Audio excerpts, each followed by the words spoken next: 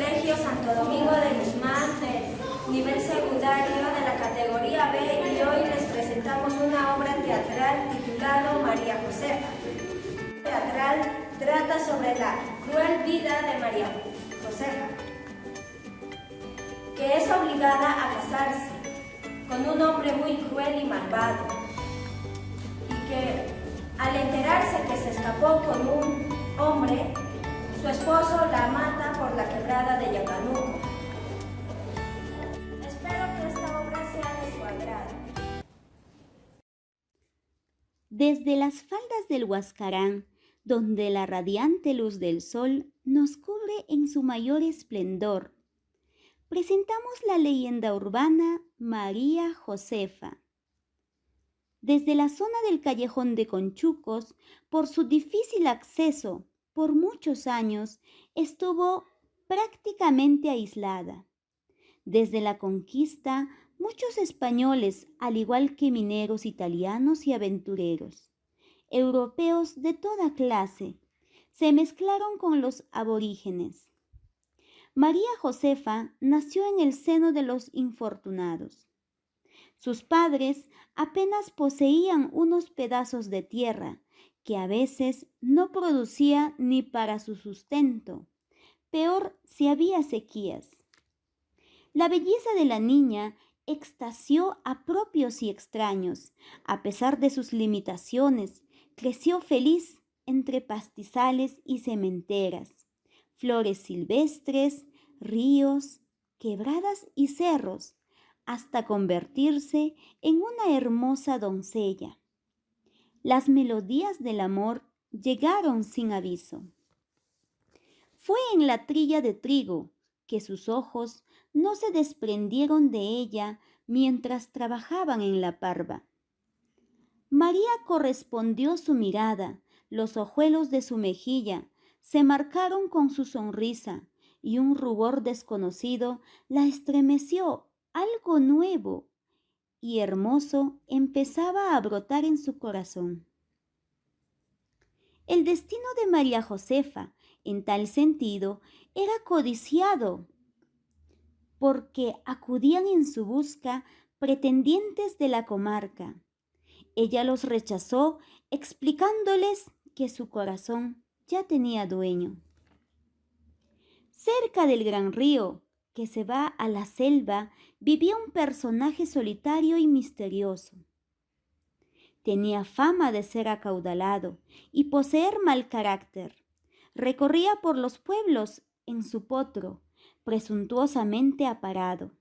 Sus riendas y su montura estaban adornados de plata. Su negocio era la venta de aguardiente de caña. Lo hacía jalando su mula. Hombre recorrido, viejo zorro, ni siquiera intentó acercarse a la joven, sabía que sería rechazado. Apuntó hacia sus padres, los alucinó, llevándoles regalos y hablándoles de sus propiedades. Luego de constantes visitas, se ganó la confianza para finalmente pedirles la mano de su hija. Como era costumbre en esos lugares y en aquellos tiempos, el matrimonio era de un conversado entre los padres de los jóvenes, y si el pretendiente era solvente, lo hacía directamente con los padres. El pacto se sellaba cuando el interesado llevaba un buen regalo. Si el presente era aceptado, implícitamente estaba dando su consentimiento.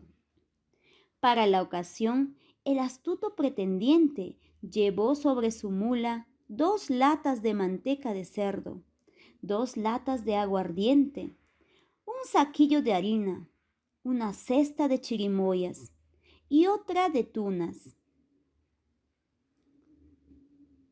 Los futuros suegros recibieron con gran algarabía los presentes. Estaban convencidos de entregar a su hija a un hombre solvente y honorable. A María Josefa no le caía nada bien el amigo de sus padres, por eso cuando No, por llegaba favor, no me desaparecía. hagan esto. Yo no amo a ese hombre, jamás lo haré, por favor.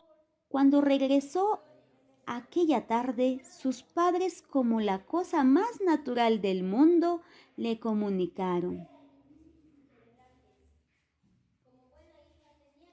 Hubo recriminaciones y llanto, pero ya nada podía hacer. Los regalos recibidos y la palabra empeñada eran inquebrantables. Como buena hija, tenía que acatar la decisión. A la mañana siguiente, María Josefa fue llevada río abajo a su nueva morada sobre el ancla del potro, sin haberse podido despedir de nadie, menos del enamorado secreto.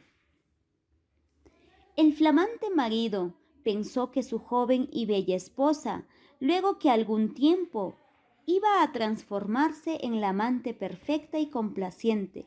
Como era de suponer, la unión no funcionó, pese al esfuerzo de María de ser una buena esposa e hija obediente. El hombre lujurioso esperaba caricias, mimos. Pensó ilusamente que era su obligación. Al no conseguir la respuesta apetecida, el sujeto se llenó de ira. La insultó con frases obscenas e hirientes. Desesperada, fue hacia sus padres en busca de amparo. Regresó desilusionada, juró que nunca más acudiría a ellos. La mujer más codiciada y bella de aquellos parajes empezó a marchitarse, como flor arrancada de la planta. Desgraciadamente, de esa forzada unión nació una niña, que era el consuelo de la desdichada mujer. Era preciosa como la fue ella misma de pequeña. El mal hombre, además de ser feo, gordo, calvo, era miserable, celoso y mentiroso. Había mentido a sus suegros respecto a sus haciendas. Su patrimonio era exiguo y su tacañería mucho más. La pobre mujer apenas comía para sobrevivir. Su bebé enflaquecía por su leche que se le acababa cada día.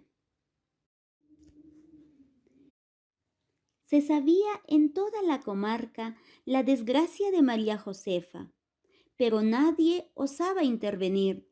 Le temían porque era violento y fuerte como un toro. Solo su sufrido enamorado, que no se resignaba a haberla perdido. Merodeaba ocasionalmente por las cercanías con la esperanza de verla. Desamparada y sin tener a quién acudir, una mañana decidió quitarse la vida junto a su pequeña hija. Al dirigirse a un abismo no lejos del poblado a cumplir su fatal decisión, providencialmente se topó con el joven que siempre amó. El encuentro fue conmovedor. Se abrazaron y lloraron. María Josefa le confesó su determinación. Si me quedas ahí otra vida, te estaré esperando, porque lo que estoy pasando es un infierno. María aceptó el Seguiré ofrecimiento. pensando en ti. No lo hagas por el amor de Dios. Indispensable Ahí y teniendo a tu sin hija en pérdida brazos. de Tú tiempo, mereces algo mejor. emprendieron el Huyamos. escape. Yo te ayudaré. El sujeto había ido a negociar su aguardiente, tal vez a Piscobamba o Pomabamba. Regresaría todavía al anochecer.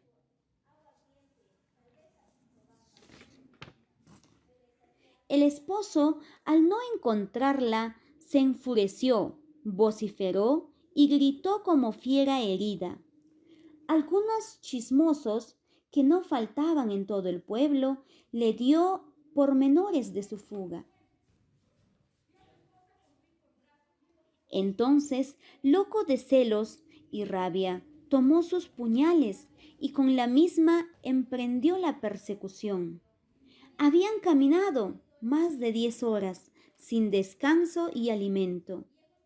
Sus pies sangraban, sus viejos calzados estaban hechos jirones.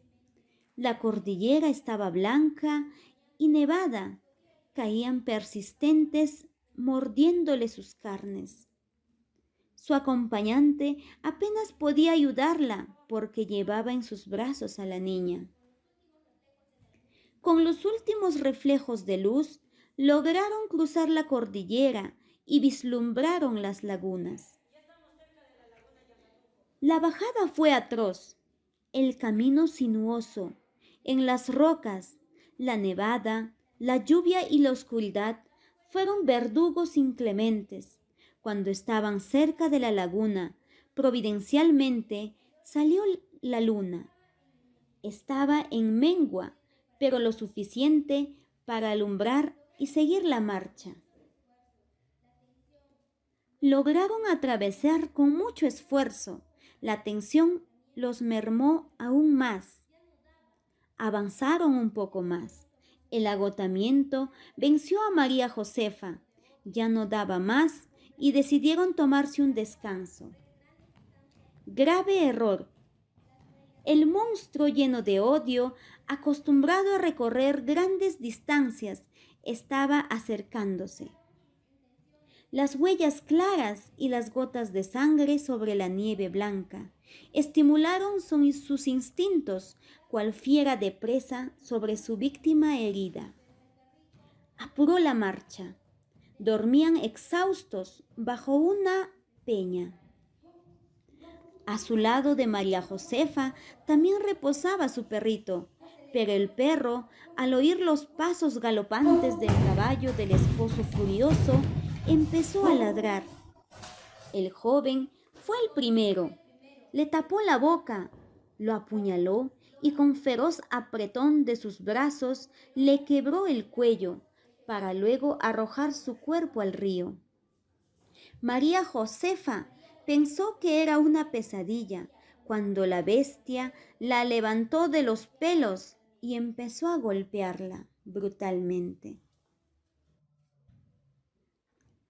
Apretó el arma y arremetió contra su indefensa víctima, apuñalándola y seccionándola despiadadamente, al igual que a su propia hija. Un charco de sangre y miembros mutilados de carne quedaron esparcidos.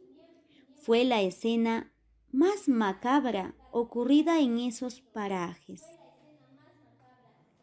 El único testigo de tal atroz acto fue el perrito que hasta el día de hoy cuentan los lugareños que cada luna llena su espíritu sale de la peña aullando tristemente y para alimentarse con algunos alimentos que dejan los turistas.